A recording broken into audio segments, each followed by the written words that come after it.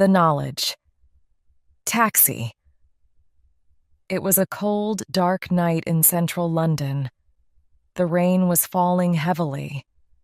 The black cab stopped just in front of the man in the hat and the black overcoat, splashing water everywhere. The driver leaned out of the window. "Where are you going, mate? Chinatown? Okay, get in. It'll be about £10. It'll take about 25 minutes. There's a lot of traffic because of the rain. Terrible weather, isn't it? It seems to have been raining for days. Well, it's been a bad year for weather altogether. Dreadful. Typical English weather, eh? Still, at least it's good for the farmers. Ha! Chinatown, eh? You know, it's a funny thing, but this all reminds me of a Chinese bloke I picked up from here going to Chinatown. Must have been November, about this time last year. It was raining then, too. Absolutely pouring down. He was a strange guy. It's a strange story. The strangest thing that's happened to me in all my years in a cab. To tell you the truth, I really just wanted to go home. You know how it is. It was about 10:30 on a Tuesday evening, and I was going to call it a day. As I said, it was like this: cold, wet, and miserable. I'd been working hard for months, and I felt like I wanted to go home early for a change and see Marlene. That was my girlfriend. But then I saw him. The Chinese bloke, I mean. He was in his early 30s, I suppose. Thin, kind of hungry looking. He was standing there on George Street where you were just now, and dripping wet just like you. That's why I say it reminds me. Well, I thought to myself, I'll just pick this bloke up, then I'll go home. So I leaned my head out of the cab window and into the rain. "Where are you going, mate?" "Chinatown," said the bloke, and he told me the name of the street. It was Gerrard Street. Well, it'd only take me 25 minutes to get there, I thought. I could be home by 11 o'clock. That's early for me. I took a really good look at him before he got in. He was wearing an old leather jacket and blue jeans. Not really dressed for the rain, you know. And he was carrying a parcel under his arm, wrapped in brown paper. He seemed in a bit of a hurry, but that wasn't surprising. Probably just wanted to get out of the rain, like everybody else. He looked okay. At least he wasn't drunk, so I said, "Fine, get in." To be honest, I'm really careful about who I let in the back of my cab these days, especially when it's late at night. Have a good look at 'em, you know? Terrible things happen to taxi drivers. A friend of mine got hit over the head with a bottle. Ended up in hospital, poor devil. He picked up a bloke late one Saturday night outside a club in the West End. The bloke was drunk, of course, I mean really drunk. Anyway, when they got wherever they were going, the bloke refused to pay his fare. When my friend said he would call the police, the drunk just took an empty bottle out of his pocket and hit him over the head. My friend had to spend the night in hospital, but he was lucky. There are stories of taxi drivers being knifed, even shot. I tell you, mate, London is getting worse every day. Anyway, back to this Chinese bloke. Well, he shook himself as he got in the back of the cab and said, "Phew, it's wet out there." I laughed and looked at him in my mirror. He had straight black hair and it was stuck to his forehead like he'd been swimming. He looked kind of funny, you know. "Live in Chinatown, do you?" I asked. "Like you do." Just to make conversation, really. He didn't say anything for a few minutes. As a matter of fact, I thought he hadn't understood me. But then suddenly he said, "Have you heard of Bruce Lee?" "Of course I have," I said. "Everybody's heard of Bruce Lee. He's really, really famous. I mean, he was, and a fantastic fighter." "Well, Bruce Lee's the most famous martial artist of all time, isn't he? Kung Fu and all that. I've got all the Bruce Lee films at home, bought them when I was a bit younger. To tell you the truth, I still watch them sometimes. Yeah, I sit down with a beer and watch my old Kung Fu films." "Enter the Dragon's my favorite," I said to the Chinese bloke. "Great film." "Thank you," he said. I laughed. It was a funny thing to say, you know, so I asked him, "What, did you direct it or something?" "No," he said, "but I am Bruce Lee." I had to laugh. "Oh, yeah," I said. "And I'm Marilyn Monroe." "No, really I am. I'm Bruce Lee," he said again. Now it's a funny kind of job being a taxi driver, you know? I've often thought that it's a bit like having an affair, like a holiday romance. I mean, you meet someone for a short time, and she can tell you anything and you can tell her anything. Know what I mean, mate? You're probably never going to see her again. So, well, it's the same in the cab. I've heard some really wild stories, believe me. Told me he was carrying a gun in his pocket. He frightened me to death, I can tell you. Then there was the woman who told me she was the queen and she never carried money. So Bruce Lee was strange, but not that strange, if you know what I mean. "Oh, Bruce Lee," I said, trying to sound normal, you know. I thought he was dead." The man laughed. "Well, he isn't."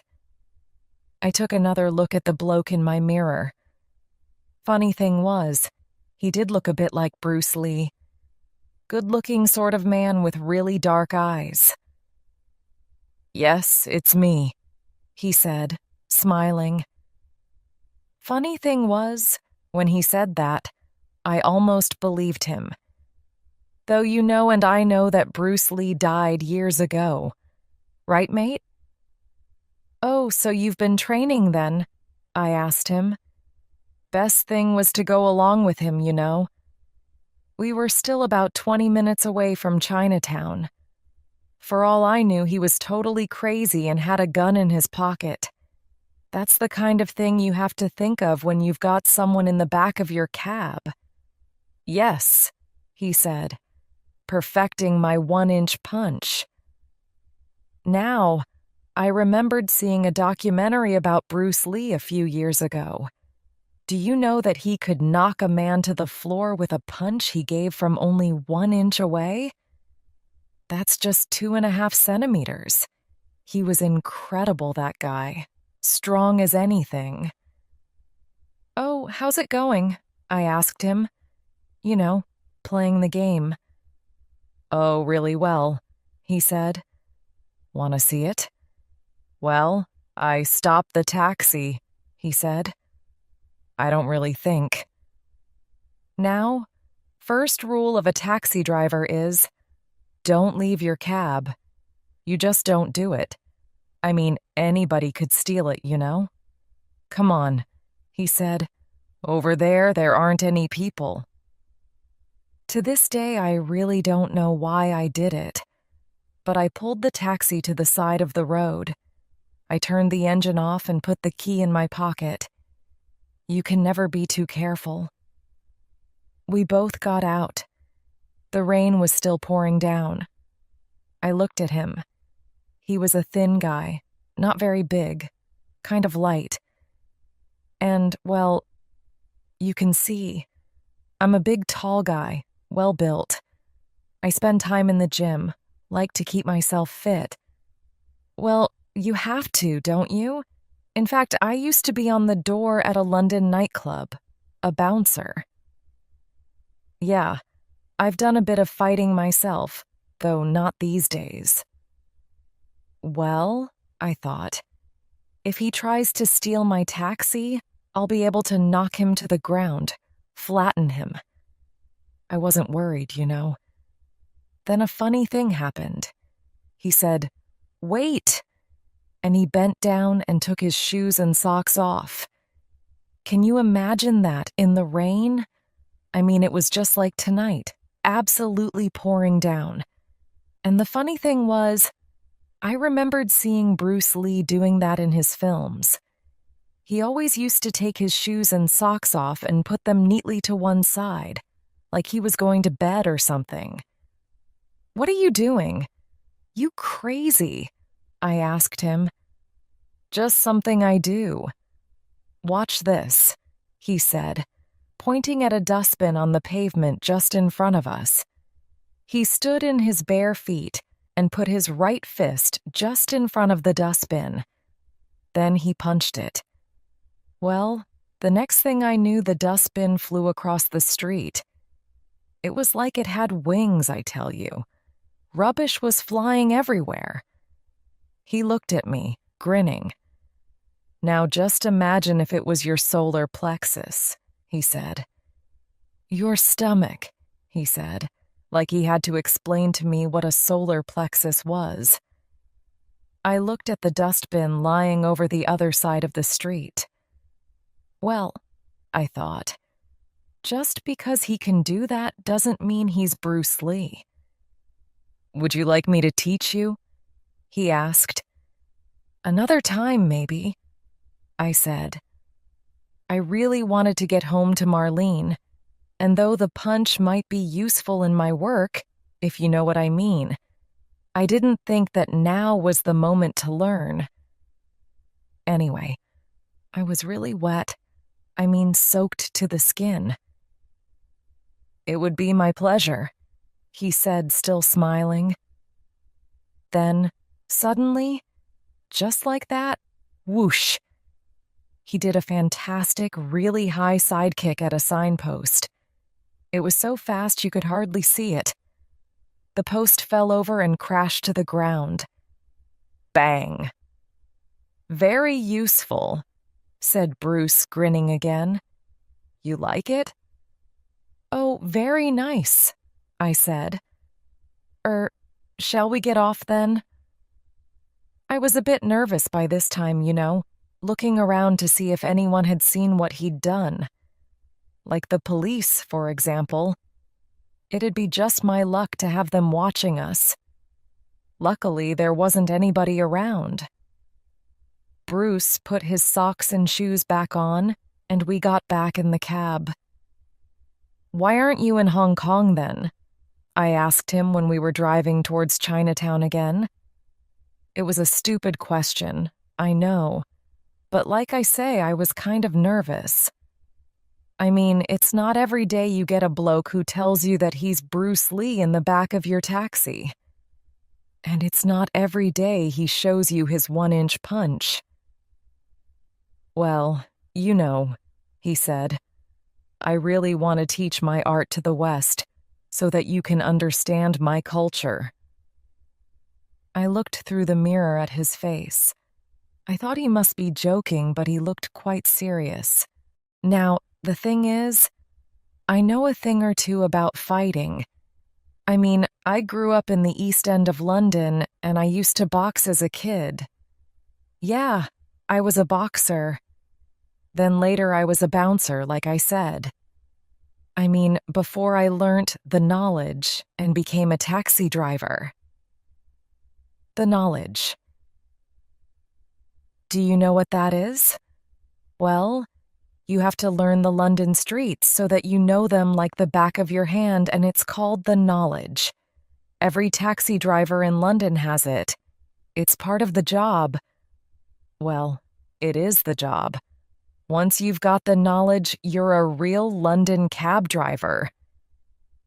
Anyway, on the subject of fighting, I've seen some action and I've seen some pretty good fighters. But this guy, this Bruce Lee, was seriously good. Far better than the others. I mean, you don't see that kind of speed every day. So I was kind of confused, if you know what I mean.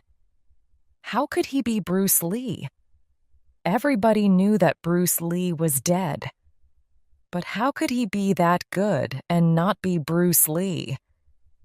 So, do you think you could teach me? I asked him. To tell you the truth, it kind of surprised me that I said it. It just came out of my mouth. I am sure I could, but are you ready to learn? He asked.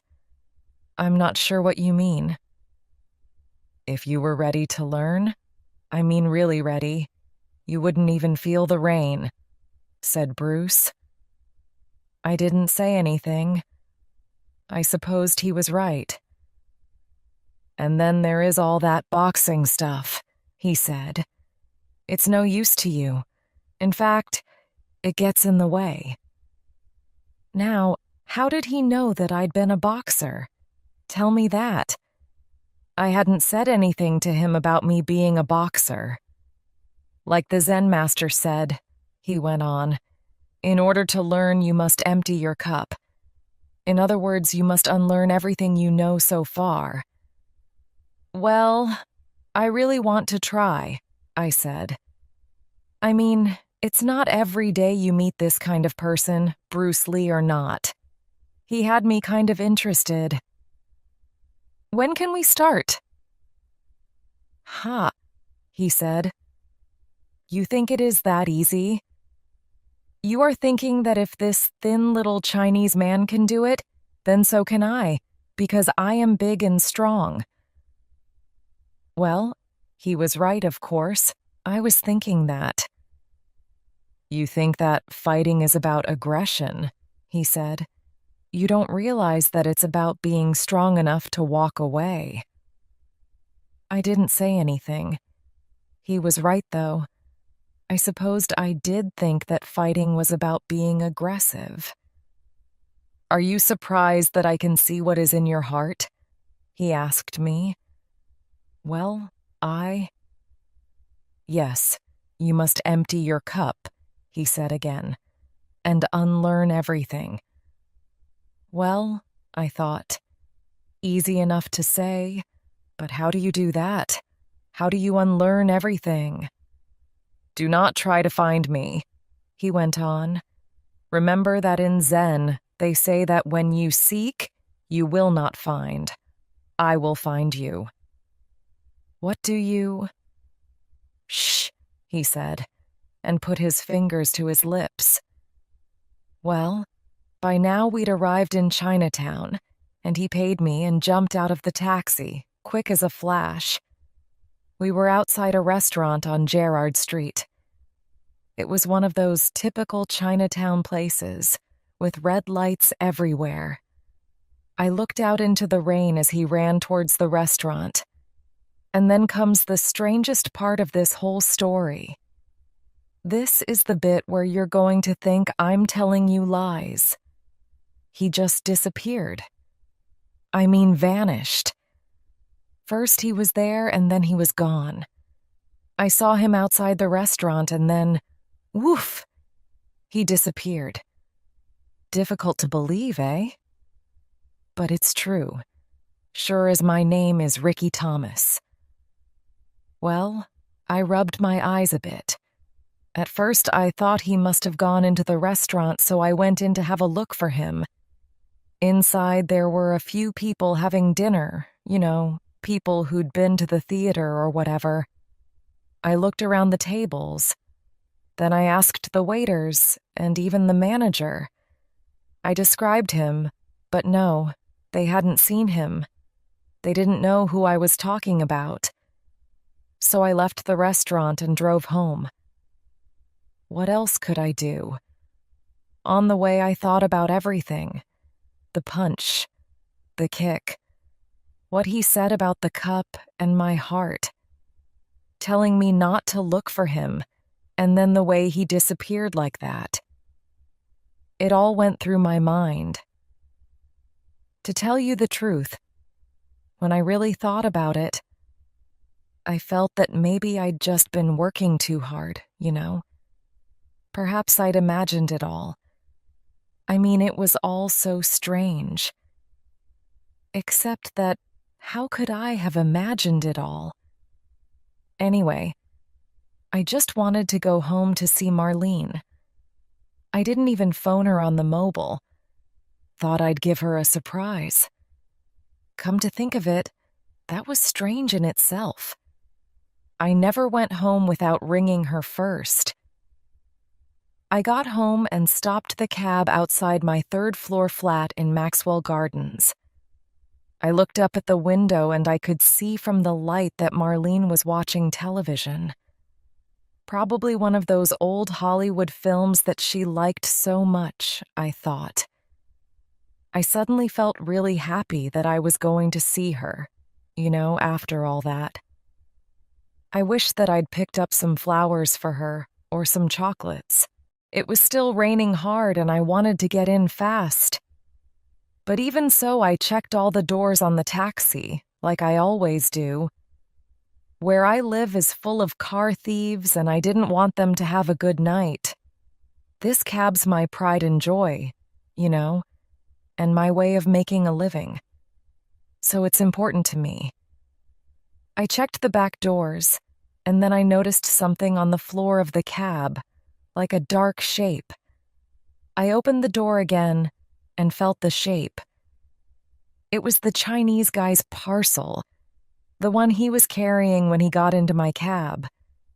Well, I thought, I'm not going to do anything about it tonight. I may as well take it inside and sort it out tomorrow. I took hold of the brown paper parcel and ran inside.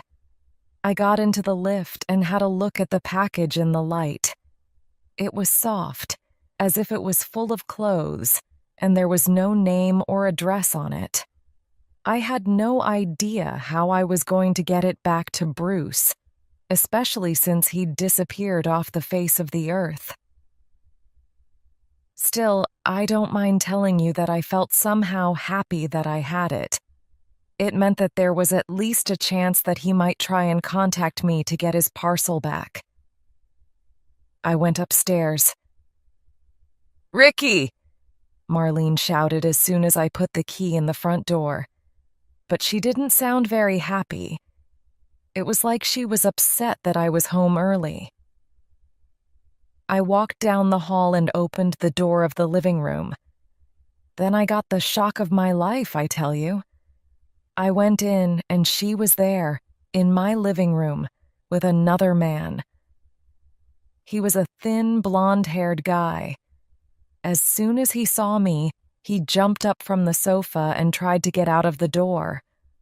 Marlene jumped up too. "Ricky, you're early," she said, "and you didn't phone." "Well, I can see that you weren't expecting me," I said. I was mad, I can tell you. The man was standing in front of me, and I really felt like punching him. He was a thin little man, not much meat on him if you know what I mean, and I could have really hurt him. Tell you the truth, I felt like killing him, and that's what the old me would have done, believe me. But something strange happened that night. Suddenly, I felt calm all over. I didn't feel like punching him anymore. I heard the Chinese guy's voice in my head. "You think that fighting is about aggression? You don't realize that it's about being strong enough to walk away." Suddenly, I could see everything. I could see that this wasn't the first time. I could see that Marlene wasn't faithful to me and that she never had been. I could see that she didn't love me. It came to me, It just suddenly hit me. It was like, what do they call it? A revelation, mate, that's it. So that was the first thing that changed. Once I knew that Marlene didn't love me, I didn't want her anymore. It was living a lie, and I knew immediately that I couldn't do that. So, next day she left, and I haven't seen her since. I'm looking for the right one, I said to myself, and I'm not interested in second best. So, anyway, with all the upset, I totally forgot about the parcel I'd found in the back of the cab. But the next day, once Marlene had gone, I remembered. I didn't know what to do with it, and I was really curious about what was inside. I tore open the brown paper wrapping and found a pair of blue pajamas made of silk. I held them up to have a good look. I just stood there, staring. The top was a Chinese-style jacket with a stand-up collar. The bottoms were just silk trousers. They were both deep, midnight blue, and really lovely. They looked incredible in my living room. It sounds funny, but it was like there was suddenly a lot of light, if you know what I mean. Like a ray of sunshine. I knew that I had to keep them. Then, I know it sounds funny, mate, but it was like that ray of sunshine started to have an effect on me, on my life. I don't know what it was, but something began that night. Getting rid of Marlene was just the start of it all. It was like the truth started to come out. Things started to change in me. A few days later, I thought, what am I doing with my life? Do I just want to be a taxi driver forever? I mean, it's all right, but there's more to life than driving a cab. There's more knowledge than knowledge of the streets of London, if you know what I mean. I started to think about college, you know. I left school when I was 16, but there's no reason I can't go back. So now I go to college one day a week. Getting some qualifications, you know. Trying to improve myself. And then I'll stop being a cab driver. I want to start my own business. I mean, you've only got one life, haven't you, mate? And I know this sounds weird, but I'm sure it all has something to do with those pajamas. I mean, that's when it all started. I couldn't help wondering about them. I mean, they looked kind of familiar to me. I was sure I'd seen them before. So about a week after I'd come home with the parcel, I got myself a beer and got out all my old Bruce Lee videos, The Chinese Connection, Enter the Dragon, Return of the Dragon, all of them. I sat there watching them for hours. Finally, I found what I was looking for. Return of the Dragon, it was. There he was, Bruce Lee, wearing blue pajamas, just like the ones in my wardrobe. I got down on the floor next to the television screen to take a closer look at the blue silk pajamas. I put the video on pause and stared at them. Yeah, there was no doubt about it. They were my blue pajamas. Well, they weren't really pajamas, you know. It was a suit, his kung fu suit. But they looked exactly like the blue pajamas in my bedroom. They were the blue pajamas in my bedroom.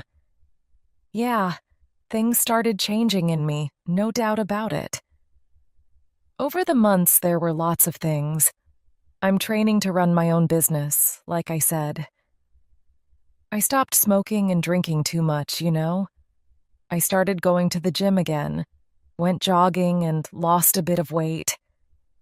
Just looking after my body. Different things started to become important, you know. Somehow I started to respect myself. So that's it, really.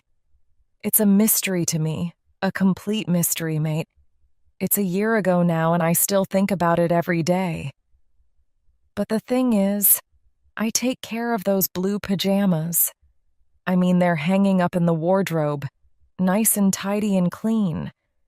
So that if this guy, this Bruce Lee, came back for them, they'd be just the same as they were when he left them. I know it's kind of stupid, but he'd know that I'd looked after them. And I think about what he said about not looking for him, about him finding me. And funny thing is, I feel like I'm kind of waiting and getting ready. Yeah, it's a funny old world. There you are, mate. Chinatown. That'll be £10. I'm here, Ricky, said a voice from the back of the cab. The taxi driver turned around and looked into the blackness in the back of the cab, but he couldn't see anyone. I think you've started, said the voice. It was Bruce Lee's voice, he was sure. The cab driver rubbed his eyes, but still there was no one there. You're on the way to the knowledge.